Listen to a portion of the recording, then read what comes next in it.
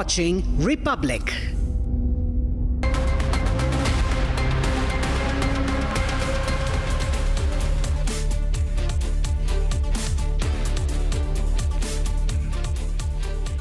Hello and welcome. You're watching your weekend favorite show, The LongForm Story. Tonight, I come to you with 4 very special stories, in-depth reporting. One that reflects the complexities of justice, courage, and societal challenges across India. Tales of closure, valor, mystery, and tragedy that demand our attention. First, in a landmark development, a special NIA court in Mumbai has acquitted all accused in the 2008 Malegaon blast case after a 17-year trial, raising questions about the pursuit of truth in one of India's longest terror probes. Next, we take you to the rugged peaks of Kashmir, where Operation Mahadev, executed by the Indian Army, has delivered justice by neutralizing 3 Lashkar-e-Toiba terrorists responsible for the horrific Pahalgam attack.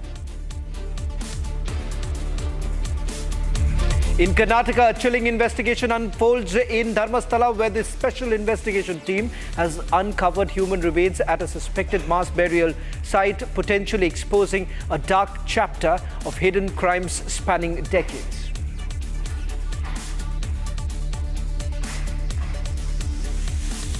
Finally, in Tamil Nadu, the brutal honor killing of 27-year-old Dalit software engineer has sparked outrage, with the accused police officer parents under scrutiny. 4 stories from the 4 corners of India on the show this evening.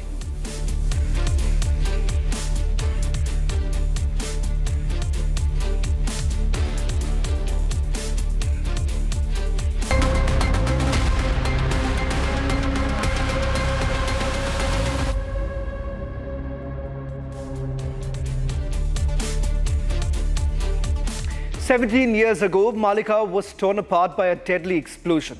A bomb planted on a motorcycle killed 6 and injured 101.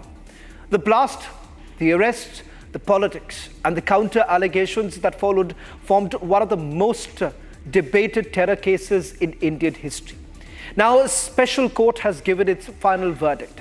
7 accused have been acquitted, and the spotlight is once again on the man who fabricated the entire case, Parambir Singh.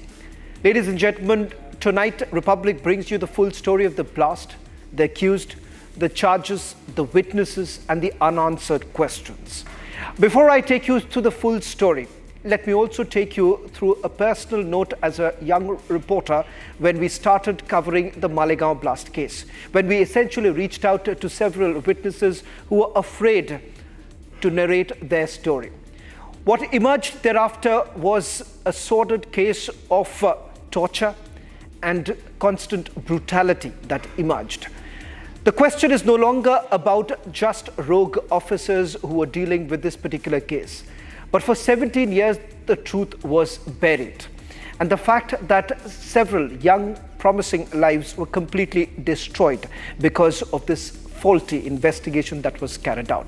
Tonight, the endeavor that we make is to take you through the journey of this entire investigation that was carried out, and finally, how justice has been delivered, but much delayed.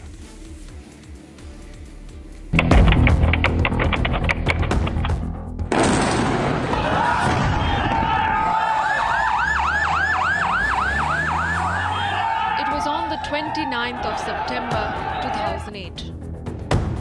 Just after evening prayers, a bomb placed on an LML Freedom motorcycle exploded in the Bhikku Chowk area of Malegaon, a Muslim-majority textile town in Maharashtra. 6 people died instantly. Over 100 were injured. The LML Freedom bike used in the blast was said to be traced to Sadhvi Pragya Singh Thakur. Soon after, names like Lieutenant Colonel Shrikant Purohit, Major Upadhyay, Sudhakar Chaturvedi, and Sameer Kulkarni emerged. It was the Maharashtra ATS that made the first arrests. The initial investigation was carried out by the Maharashtra ATS, helmed at the time by Hemant Karkare, the IPS officer who later perished during the 26/11 Mumbai terror attacks. The case was later transferred to the NIA as the lead anti-terror agency in 2011. But even before the agency could pick threads, the probe had taken political overtones. अब ये बात हम कहते हैं कि हिंदू आतंकवादी नहीं हो सकता, लेकिन जो भी हिंदू आतंकवाद में पकड़ा जाता है वो आरएसएस का क्यों होता है, इसका जवाब भी आरएसएस को देना चाहिए. The BJP, in opposition at the time, cried foul, blaming the Congress for politicizing the blasts probe to appease its vote bank. आपने मालेगांव विस्फोट के मामले में देखा होगा, कांग्रेस की शरारत देश के खिलाफ एक अपराध है और कांग्रेस के लोगों को इसके लिए माफी मांगनी चाहिए देश की जनता से. आतंकवादियों को प्रेरित और पोषित करने वाली ये कांग्रेस देश के साथ कैसे खिलवाड़ कर रही है, ये किसी से छुपा हुआ नहीं है. पहले जब सत्ता में थे तब उन आतंकियों को प्रेरित और प्रोत्साहित करते थे और हिंदू संगठनों पर झूठे मुकदमे दर्ज करते थे. इतनी साल तक कांग्रेस इसको दुनिया में भगवा टेरर, हिंदू टेरर कर कर कर घूमती रही. दुनिया में इन्होंने देश को बदनाम करने का काम किया, हिंदू टेरर की व्याख्या करी. टेरर का कोई धर्म नहीं होता. श्री राहुल गांधी, आप सुन लो, आपको देश के सामने माफी मांगनी चाहिए. Charges flew thick and fast. The most dangerous aspect of politicization, however, was the suggestion that in some ways elements of the Indian Army were involved, with Lieutenant Colonel Prasad Purohit made one of the key accused. Sacrifices make the country, freebies don't. Okay. And stop asking this leftist-like questions. What our army is doing for you? Ask what I am doing for the army. Okay. I feel ashamed of myself that I am not able to put my 100%. Understand this, okay? Over the years, multiple voices would come forward questioning the legitimacy of that probe. We know there is something called like a saffron terror. If we talk about the saffron terror, of course, it was something prominently used in 2008 to 2010, where it was then Maharashtra ATS who was investigating the case and began its investigating. This saffron terror term has been sparked right after, where then Home Minister P. Chidambaram has also mentioned about the saffron terror being involved in the blast, after which we saw that BJP and the RSS has actually clearly mentioned that they are just targeting and trying to defame the Hindu community. One of the key eyewitnesses in the Malegaon blast, Milind Joshi, spoke to Republic. They asked me to name 5 RSS and BJP leaders, and that was a constant pressure. A fake arrest warrant was shown to me. Now I can say it was a fake arrest warrant because I was not arrested, and told that if at all you don't give up these names, we will be arresting you. The way I was tortured and the way they wanted to seek names of RSS and BJP leaders.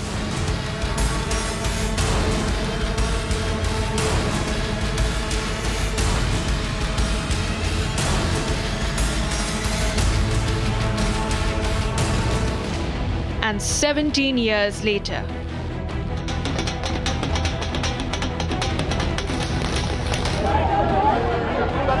सत्य की विजय होती है और ये मेरा पक्ष सत्य का रहा, तो सत्य की विजय हुई है. शांति प्रदान करने वाला ये फैसला है.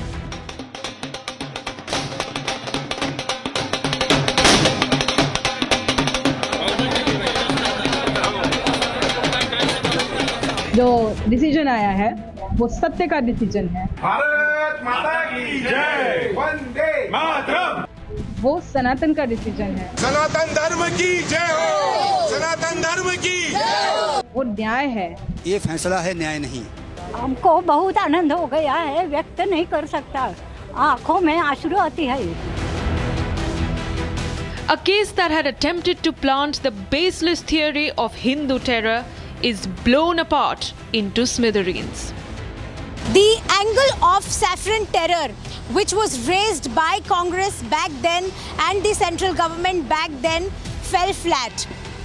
All 7 accused of Malegaon blast have been acquitted and they are now free of the charges, which includes the UAPA charges as well. The prosecution could not prove the allegations against any of the accused in the Malegaon case. While they stand tall after vindication from court, a big conspiracy behind it all stands exposed today. मेरे को इस काम के लिए किस काम के लिए? महाराष्ट्र से ये एटीएस में जो रामजी कल संग्रह संदीप डांगे और माननीय मोहन भागवत जी, इनको लाने के लिए मेरी पोस्टिंग हो गई थी और उसके लिए मेरे को स्टाफ दिया गया था। महाराष्ट्र में से 24 पुलिस मेरे को दिए गए थे और सीक्रेट फंड से पैसा दिया गया था, रिवॉल्वर दिया गया था और जाने आने का पूरा इंतजाम किया था। तो उस तरीके से मैंने काम किया है, मगर मैंने मोहन भागवत जी को लाया नहीं, मेरे हाथ से हुआ नहीं। जैसे यानी परमवीर सिंह और उनके हायर अथॉरिटी को समझ में आया कि ये धोखे का है, इसलिए मेरे पर उन्होंने झूठा गुना दाखिल करके मेरे को जेल में रखा गया। While in custody, Sadhvi Pragya and Colonel Purohit state that they were subjected to brutal assault and torture. Paramvir Singh ने आपको 13 दिन तक टॉर्चर किया था, इस पे आप क्या कहेंगे? आप परमवीर सिंह को क्या जवाब देना चाहेंगे? 13 दिनों तक तो उन्होंने गैर कानूनी तरीके से मुझे रखा, परंतु टॉर्चर तो उन्होंने अपनी कस्टडी में 24 दिन किया है, क्योंकि मुझे 24 दिन कस्टडी में इन्होंने रखा, 13 दिन इलीगल और 11 दिन लीगल।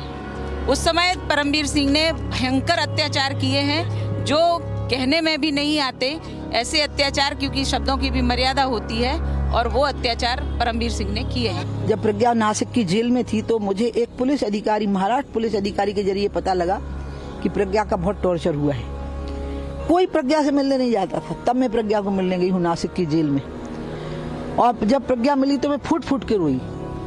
और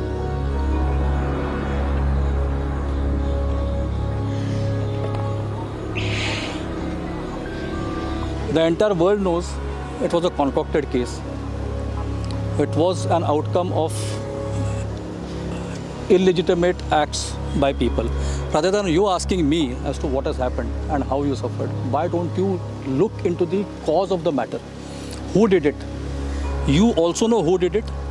You as a responsible press, why don't you take up this responsibility and pick up the cudgel and go ask those who did it and why they did it? You should bring out in front of this nation why they did it, for whom they did it. Go to the root cause, please. It will serve the purpose of this nation. The verdict has triggered political tremors. While some have hailed it as justice long overdue, others have questioned its credibility. We all know the entire reality of the case was to ultimately arrest the Param Pujaniya Saras Sangh Salak of RSS. The case was basically Congress has conspired to bring Pujaniya Mohan Bhagavat ji in the matter, and that is a known conspiracy. And yesterday the conspiracy has been exposed by the court. The entire plan was to defame RSS, defame the Hindu religion, defame the Hindu society. Chidambaram should now be quizzed, and why he is trying to frame Hindu society with terror. I think people should try to ask those questions from Mr. Chidambaram. ये निर्देश दिया गया था महबूब मुजावर जी को कि आप इस भगवा आतंकवाद के नैरेटिव को आगे बढ़ाइए और किसी भी कीमत पर मोहन भागवत जी की गिरफ्तारी होनी चाहिए। ये कांग्रेस पार्टी की एक सोची हुई रणनीति थी। मैं आपसे कहना चाहता हूं, शुद्ध वोट बैंक पॉलिटिक्स के लिए it was a well calculated conspiracy of the Congress party for sheer vote bank politics. Not one conviction in 17 years. But from TV studios to Parliament, Hindu terror had already been declared. Congress party इसको भगवा आतंक सिद्ध करने में जुटी हुई है।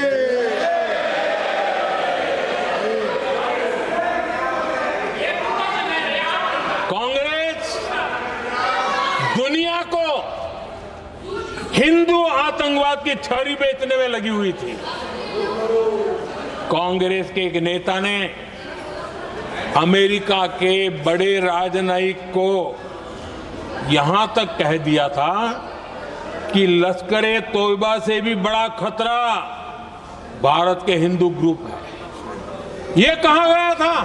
हिंदू कभी टेररिस्ट नहीं हो सकता। हम कभी टेररिस्ट नहीं हो सकते। क्या कहना चाहते हैं? फर्जी टाइप के केस बनाए, एक भी केस अदालत में नहीं टिका। देशभक्त संगठनों पर आरोप लगाए आपने, सिर्फ आपकी छिछोरी राजनीति के लिए, क्षुल्लक फायदे के लिए। और फिर क्या कर लिया? फिर भी हार गए।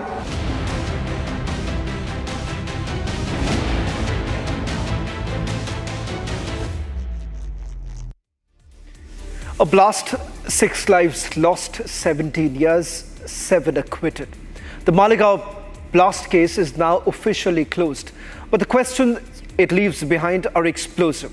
If the court says none of the accused did it, then who planted the bomb? And will those who built the wrong case ever be held accountable? This is the story of courage, justice and unwavering resolve of our brave Indian forces. The haunting echoes of the Pahalgam massacre, where 26 innocent lives were brutally snatched away on 22nd of April, have finally been met with a resounding response. Operation Mahadev, a meticulously executed mission by the Indian Army, has brought the perpetrators to their knees, delivering a moment of triumph amidst this sorrow.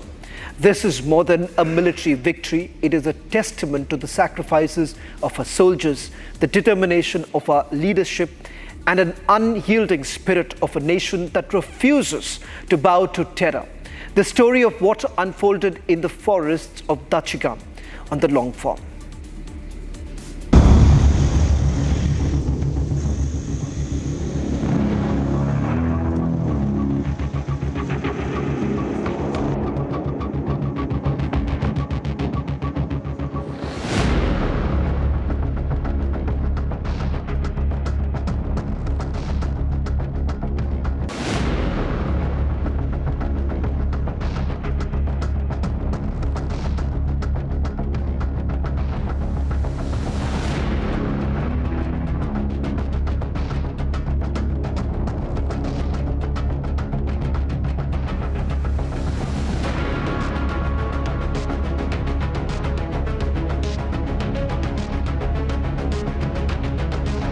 In a conclusive victory against the perpetrators of Pahalgam, Indian Army's Chinar Corps has gunned down the terrorists, bringing the expectations of the nation to a closure.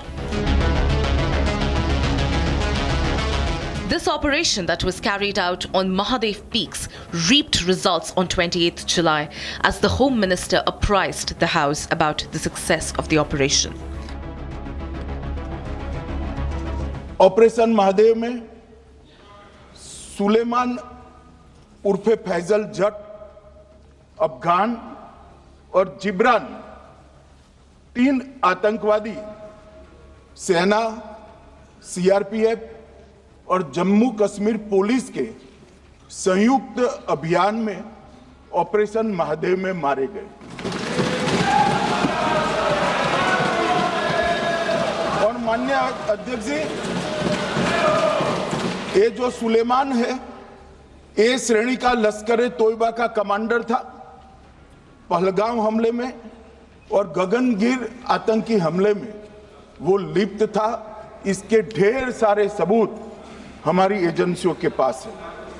Afghan ए श्रेणी का लश्कर-ए तैयबा का आतंकवादी था और जिब्रान भी A grade आतंकवादी था। और माननीय अध्यक्ष जी, मैं सदन को और सदन के माध्यम से पूरे देश को बताना चाहता हूं, जिन्होंने बैसरण घाटी में हमारे प्रवासियों को, नागरिकों को मारा था, ये तीनों आतंकवादी ये थे और तीनों मारे गए।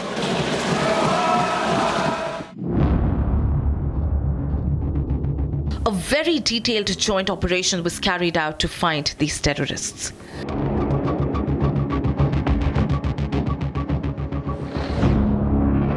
Republic reports from Baisaran Valley in Kashmir explaining how the terrorists stayed inside the Indian territory and took refuge. Baisaran attack led to the killing of 26 tourists in Pahalgam, but today we are showing you where from the conspiracy was hatched and how this entire attack unfolded, where the people who supported, who were harboring these terrorists and providing food and shelter before the attack, where those people were living, where those terrorists were living. In fact, I'll ask my VJ Mubashir to show you. This is the dock, the temporary shelter that you see in the forest zone. This is the Baisaran village, and exactly from this spot it was just 4 kilometers away. The terrorists had taken shelter in this dock. This is a temporary shelter, and they were provided food, they were provided shelter. This dock belongs to Parvez, the same one Parvez who is in remand with the NIA along with Bashir. This dock belongs to Parvez, and NIA has proved that it was Bashir as well as Parvez who provided shelter to these Pakistanis who got killed in Operation Mahadev. They were staying here.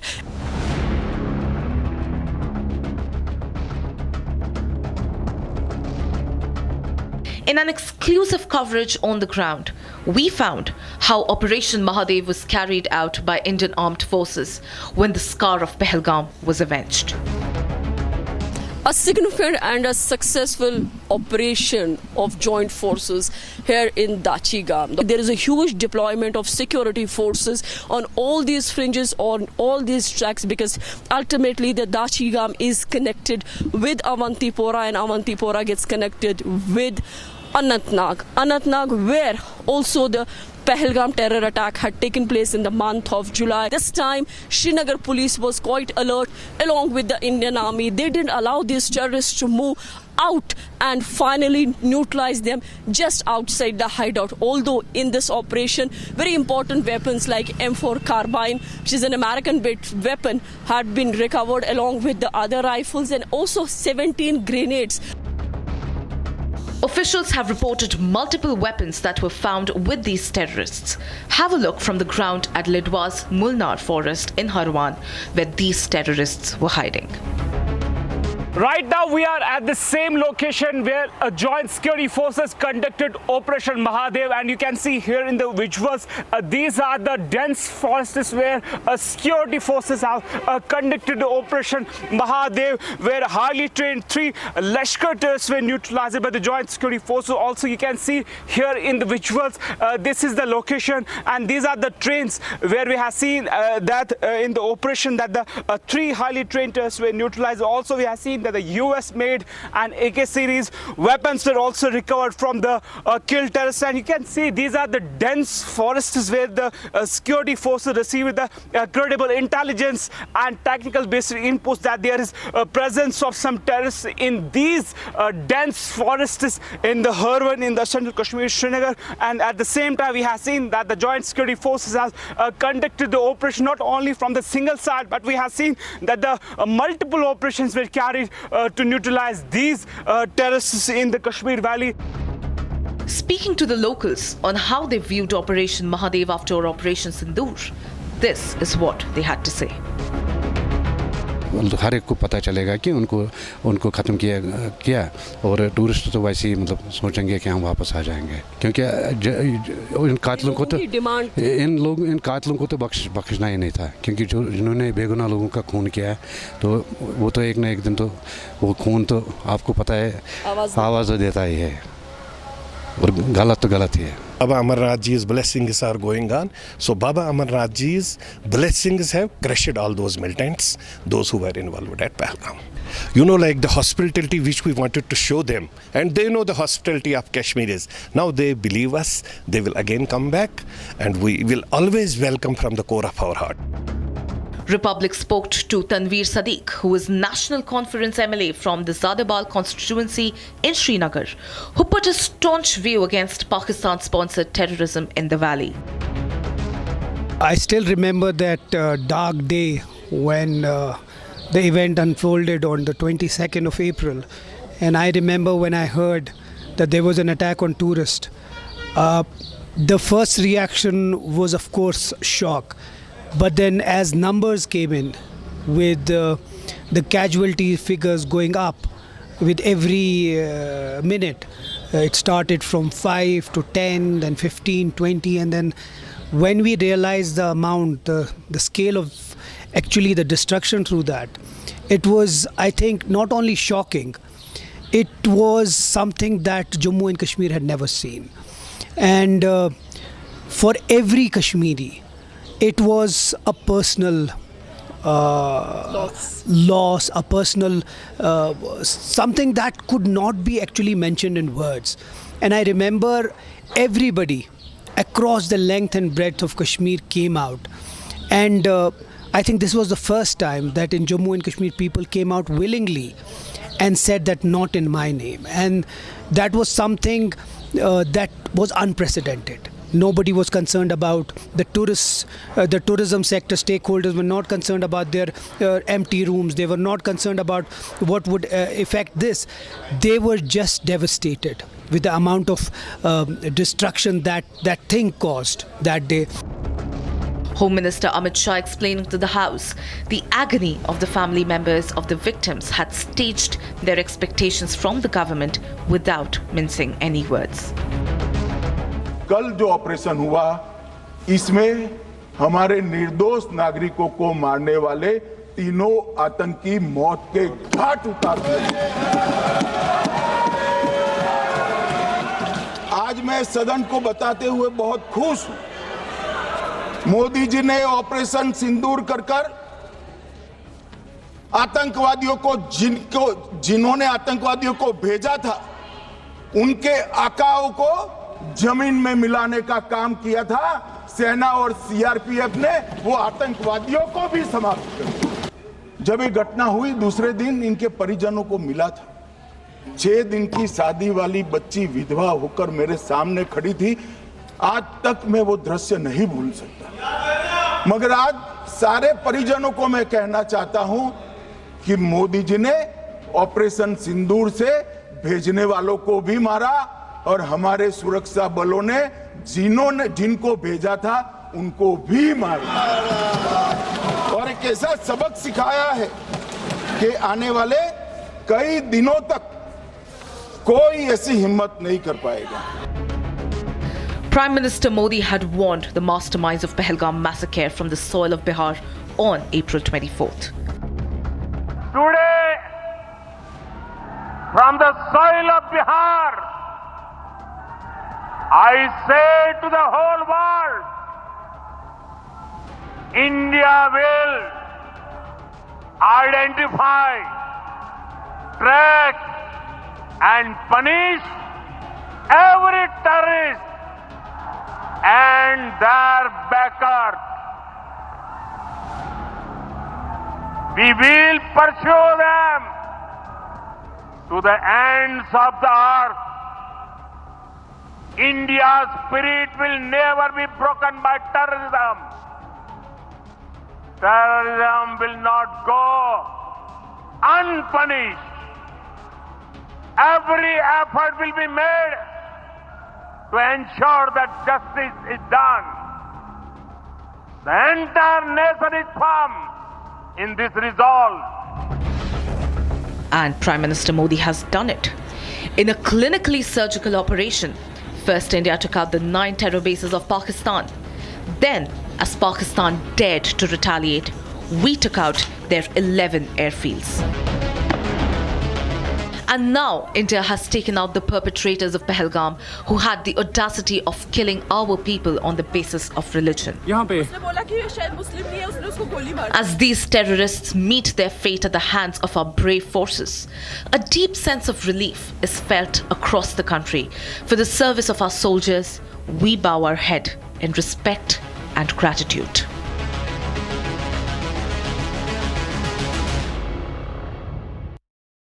A temple town in Karnataka has been holding a secret. Mass graves have been discovered in Dharmasthala. A masked whistleblower has come forward revealing disturbing details that are now the focus of an intense investigation. Chilling allegations are beginning to surface as the special investigation team continues to recover remains and follow new leads. What lies beneath this land of faith and who is trying to keep it hidden? Tonight, we bring you the latest from ground zero of a case that's sending shockwaves across the state and nation.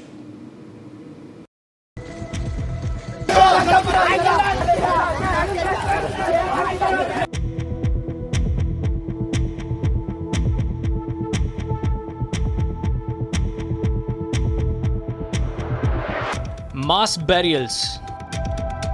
A masked man. Hours of exhumation beneath rain-soaked skies and thick, humid air. Only fragments of bone were found. Where? In the holy land of Dharmasthala in Karnataka. A claim made by a whistleblower with respect to Dharmasthala skipped not only the heartbeats of people of Dharmasthala but also the entire country. He claimed in front of a magistrate stating that he had buried over hundreds of bodies of women between age 12 and 80. And also we shouldn't forget that the claim also made an influential family had ordered him, had scared him to make sure that these bodies were buried even without bringing it to the notice of the police and the panchayat. The government of Karnataka has formed a special investigation team with respect to these mass burials, and also the complainant had mentioned that these bodies were physically assaulted, raped, and they were hung until death. We will have to see what unfolds in the next part of the investigation.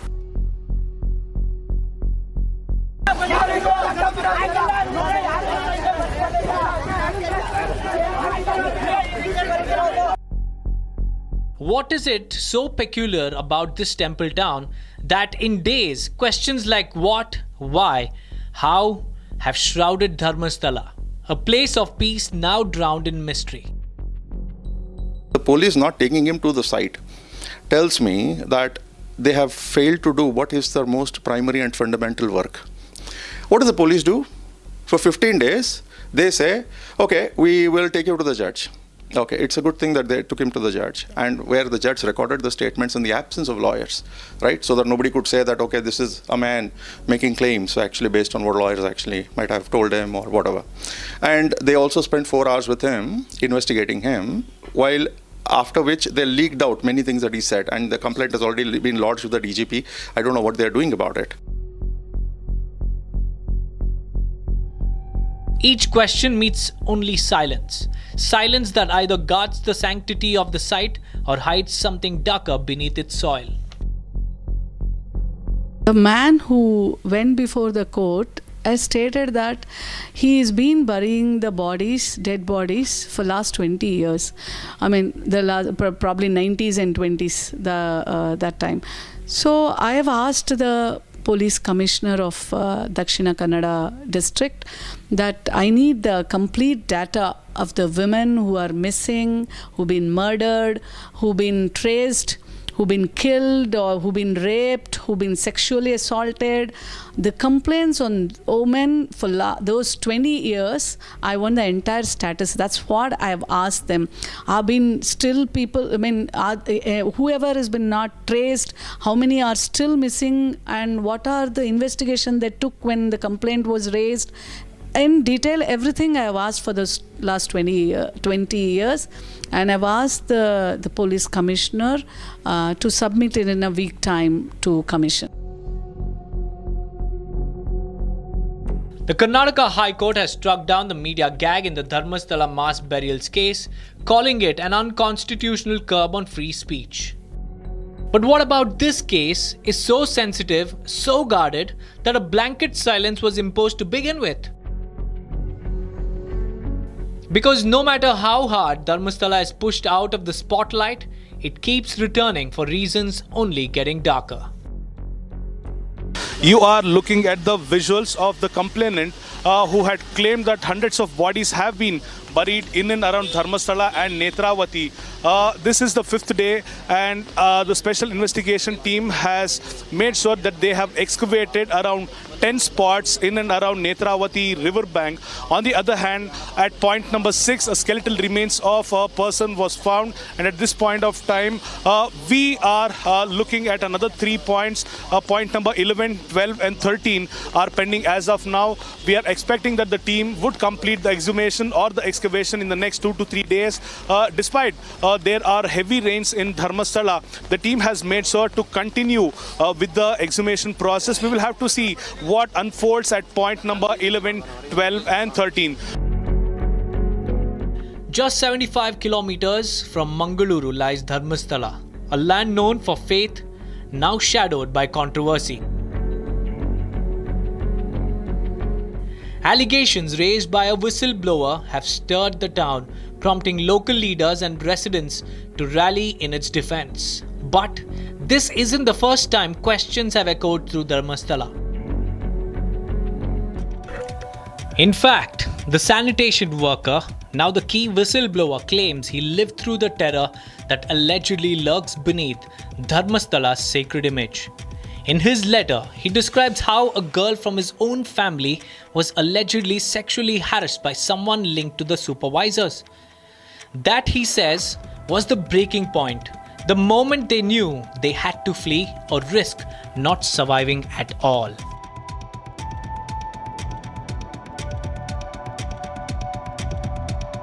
Since filing the FIR and stepping into the spotlight, the masked man made a raw confession that he was coerced into burying bodies of women and minors, all victims of sexual assault. For many, he's emerging as the voice of a revived conscience.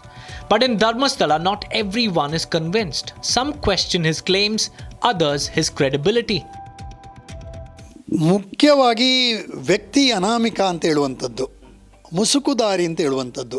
ಆದರೆ ಈ ಆರೋಪಗಳೆಲ್ಲ ಆ ವ್ಯಕ್ತಿ ಏನು ಸ್ವಚ್ಛತೆಯನ್ನು ಮಾಡ್ತಿದ್ರು ಅವರ ಬಗ್ಗೆ ಇದ್ದದ್ದು ಸರಿ, ಆದರೆ ಇದೇ ವ್ಯಕ್ತಿ ಅಂತೇಳಿ ನನಗೆ ಗೊತ್ತಿಲ್ಲ. ಮೊನ್ನೆ ಗ್ರಾಮ ಪಂಚಾಯತಿಗೆ SIT ಅಧಿಕಾರಿಗಳು ಬಂದು ಏನು 92ರಿಂದ 2014ರ ದಾಖಲೆಗಳನ್ನು ಕೊಡಿ ಅಂತ ಹೇಳುವಂಥ ರಿಕ್ವೆಸ್ಟನ್ನು ಕೊಟ್ಟಿದ್ದಾರೆ. ಹಾಗಾಗಿ ನಾವು ಇನ್ನೂ ಕ್ಲಿಯರ್ ಇದ್ದೇವೆ. ಯಾಕಂದರೆ SIT ಅವರೇ ನಮ್ಮ ಹತ್ರ ಕೇಳಿದೆ ಅಂತ ಹೇಳಿದರೆ ನಮ್ಮ ದಾಖಲೆಗಳಿಗೆ ತೂಕ ಇದೆ, ನಮ್ಮ ದಾಖಲೆಗಳು ನಾಳೆ ಮಾತನಾಡ್ತವೆ, ನಮ್ಮ ದಾಖಲೆಗಳು ನಾಳೆ ಸಾಕ್ಷಿಯಾಗಿ ನಿಲ್ತವೆ ಅಂತ ಹೇಳುವಂಥ ಒಂದು ಖುಷಿ ಕೂಡ ಇದೆ ಸರ್, ನಮಗೆ ಭರವಸೆ ಕೂಡ ಇದೆ, ಸತ್ಯ ಹೊರಗೆ ಬರ್ತದೆ. No sir, no.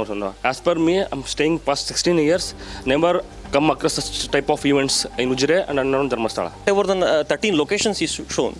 So those points are near to the highway only. So we can see it from the road itself.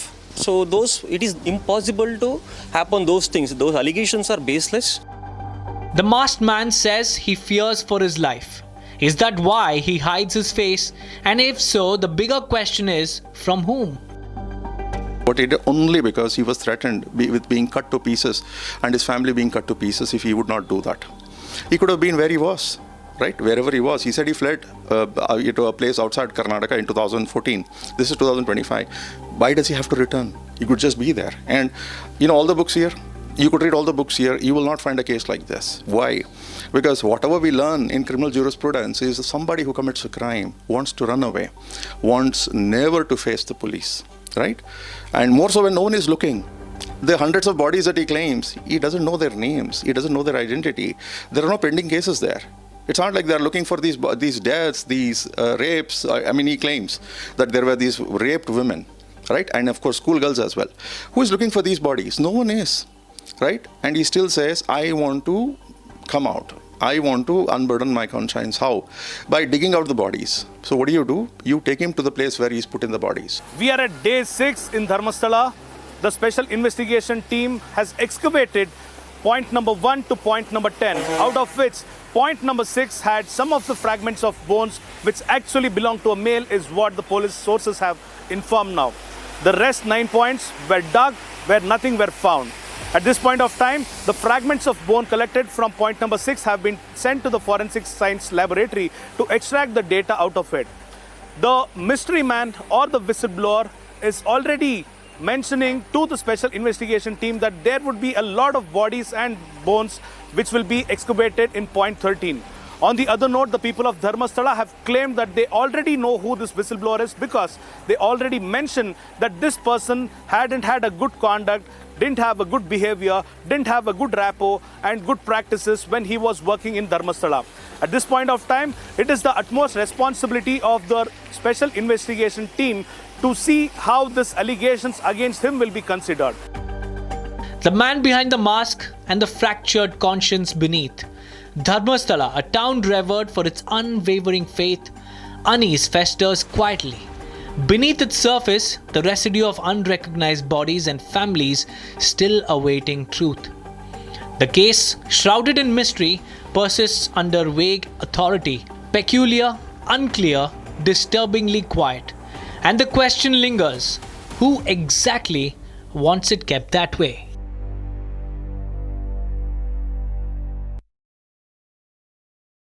In Tamil Nadu's Thoothukudi district, a 27-year-old Dalit techie was hacked to death last week, allegedly by the brother of the woman he was in a relationship with. The police have arrested the main accused, Surjit, but the victim's family allege a wider conspiracy involving the girl's parents, both of whom are police officers. As outrage builds, only a few political leaders have spoken out, raising sharp questions over silence and selective outrage. Here's the story of a brutal killing for so-called honor.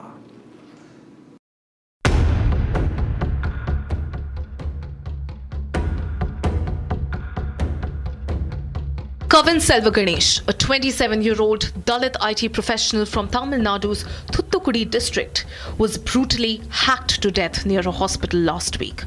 He was targeted for being in a relationship with a woman from a different caste.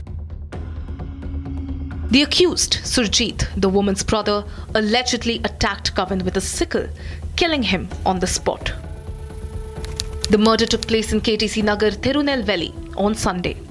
Kavan had gone to visit his ailing grandfather at a nearby hospital when her brother Surjit allegedly lured him away under the pretext of having a conversation. Police said that Surjit then pulled out a sickle and hacked Kavan to death just around 200 meters from the hospital.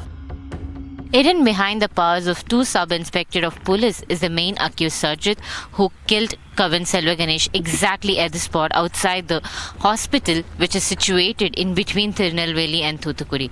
This is the exact place where Kavan Selvaganesh was murdered on July 27 over an intercaste love relationship between Surjit's sister and him. Following which, the police had only arrested Surjit, but later on, when the protest started by the family of the deceased, is when the police official was arrested, who is the father of the girl. However, now the mother is yet to be arrested and the parents of the deceased boy is still fighting for the case legally. The family alleges that this was a caste-based honor killing. They say Kavan and the woman had been in a relationship for over 2 years. Surjit was arrested within hours and booked under the SC/ST Act and the Gundas Act. Attention soon shifted to his parents, both of whom are sub-inspectors in the Tamil Nadu police. Kavan's parents initially refused to receive his body, demanding the immediate arrest of Surjit's parents. They also turned down the district administration's offer of financial assistance, calling it meaningless without accountability. நடவடிக்கை எடுக்கப்படும். ஓகேங்களா? ஒன்று. ரெண்டாவது, அரசாங்கம் 12 லட்ச ரூபாய் அவங்களுக்கு சட்டப்படி கொடுக்கணும். அதில் முதல் தவணையாக 6 லட்ச ரூபா கொடுத்துருக்காங்க. அந்த செக்கை அவங்கள்ட்ட கொடுத்துட்டோம். விசாரணை எந்த கோணத்தில் அதை பற்றி கேட்டாங்க, அவங்க கோரிக்கை வச்சுருக்காங்க விசாரணை பற்றி? அவங்க பெருசாக ஒன்றும் கோரிக்கை இல்லை, நேர்மையாக எல்லாம் நடக்கணும்னு விரும்புகிறாங்க. குற்றம் செஞ்சவங்க தண்டிக்கப்படணும்னு விரும்புகிறாங்க. அவ்வளோதான். அவங்களுக்கு என்னென்ன அரசாங்கத்தில் சலுகைகள் வேணுமோ அதெல்லாம் நாங்கள் வாங்கி கொடுப்போம்னு சொல்லியிருக்கோம். நான் நீதி தான் கேட்டுருக்கேன், நீதியை நான் இது வரைக்கும் கேட்கல. இப்போ வந்துட்டு ஆக்ஷனும் எடுக்கிறாங்க எஃப்ஐஆர் வந்து ஒரு ஆக்ஷனும் எடுக்கல எனக்கு இந்த அம்மா கைது பண்ணாலும் அம்மா இன்னைக்கு கைது பண்ணல அவங்க இன்னைக்கு சாயந்தரத்தில் கைது பண்ணி உத்தரவாதம் கொடுத்தாங்க அதனால என் போராட்டத்தை நேற்று முடித்தேன் காலையில் ஏன்னா கலெக்டர் உத்தரவாதம் கொடுத்தாரு அதனால விட்டேன் அடுத்தது என்ன பண்ணுறதா அடுத்து நான் என்ன பண்ணேன் சட்ட ரீதியில் வழக்கை சந்திப்பேன் மேற்கொண்டு எப்படி அது வேறு விஷயம் ஆமாம் இது வந்து சதி திட்டம் திட்டி கூட்டி போய் கொலை பண்ணிட்டாங்க. Meanwhile, the woman released a video confirming their relationship, saying that they had decided to inform their families at a later time. She denied her parents' involvement in the crime and requested the public to not spread misinformation. 3 days later, the accused's father, Sarvanan, was arrested. The case was transferred to the CBCID for further investigation. Kavan's mother has renewed her demand for the arrest of Surjit's mother, Krishna Kumari, alleging both parents were involved in the murder plan. என் பையன்ட்ட நல்லா தான் பேசுவாள். இப்போ வந்து பேட்டி கொடுத்துட்டு அலையிறா, நல்லா தான் பேசுவாள். ஆனால் இவ்வளோ கொடூரமாக இருப்பான்னு நாங்கள் நினைக்கல. வர சொல்லி இப்படி பண்ண வைப்பான்னு நினைக்க என்னையுமே மைண்ட் வாஷ் பண்ணிட்டேன். 2 பேருமே மைண்ட் வாஷ் பண்ணிட்டா. என் பையனுக்கு ஒரு திருப்பி ஆக்சிடெண்ட் ஆகி சென்னையில் ஹெச்பி ஹாஸ்பிட்டலில் தான் வச்சுருந்தோம். அங்கே கூட வந்திருந்தா பார்க்குறதுக்கு. வேறு ஃப்ரெண்ட்ஸ் இல்லைன்னு எப்படி சொல்ல முடியும், வேறு எதுவும் இல்லைன்னு எப்படி சொல்ல முடியும். என் பையன் செஞ்ச ஒரே தப்பு என்னென்னா அங்கே என்ன நடந்ததும் என்கிட்ட சொல்லலை. அதுதான் அவன் என்கிட்ட மறைச்சிட்டான். என் மனசு கஷ்டப்படும் அப்படின்னு நினச்சிட்டு மறைச்சிட்டான். அதனால தான் நான் கொஞ்சம் அவனை ஃப்ரீயாக விட்டுட்டேன். இல்லைன்னா இந்த நாயங்கள்கிட்ட பேச கூட விட்டுருக்க மாட்டேன். The case has sparked a massive public outrage. VCK chief Thol Thirumavalavan visited the family, calling it a clear-cut honor killing. He demanded a court-monitored special investigation, police protection for the family and a compensation of ₹1 crore. He also questioned why the police have not yet arrested Surjit's mother, who was named in the FIR along with her husband. DMK MP Kanimoy, who represents Thuttukudi, also visited the family, assuring that justice will not be delayed and that no one would be shielded regardless of their status or influence. இப்படிப்பட்ட சம்பவங்கள், இப்படிப்பட்ட கொலைகள், ஆணவ கொலைகள் நடக்கக்கூடாது என்பதுதான் இந்த சமூகத்தின் உணர்வாக இருக்கிறது. இப்படி ஒரு நிகழ்வு கூடாத இப்படிப்பட்ட ஒரு நிகழ்வு இங்கு அரங்கேறி இருக்கிறது. ஒரு பெற்றோர்கள் தங்களுடைய இளம் மகனை பறிகொடுத்து அந்த தவிப்போடு இருக்கக்கூடிய ஒரு சூழலிலே அவர்களுக்கு ஆதரவாக நிற்கிறோம் என்று முதலமைச்சர் அவர்களுடைய சார்பிலே அமைச்சர்களும் இங்கே இருக்கக்கூடிய அத்தனை பேரும் அந்த பெற்றோர்களை சந்திக்க வந்திருக்கிறோம். But beyond these two leaders, there has been a noticeable silence. Neither AIADMK, Congress, PMK, NTK or any other prominent parties have reached out to the family. Even within the ruling DMK, apart from Kanimoy's visit, senior ministers have largely stayed silent. Hidden just behind the powers of the police inspectors is what this particular case has led to this big. This shocking news comes from Thoothukudi, where we are yet to find how a murder in a broad daylight had no witness. This shows the intercaste politics, the intercaste marriage that Tamil Nadu is believing upon, and how the vote bank politics plays a major role in the state of Tamil Nadu. Apart from the DMK leader Kanipuri and VCK leader Thol Thirumavalan, no other political leaders have come forward to share their thoughts or opinion on this, fearing they might lose the vote of this particular community with the elections coming up. This raises a serious question. Is caste-based injustice being ignored for the fear of upsetting vote banks? Honor killings like Kavan's are not isolated cases. Across Tamil Nadu, intercaste relationships continue to invite threats, violence, and in some cases, even death.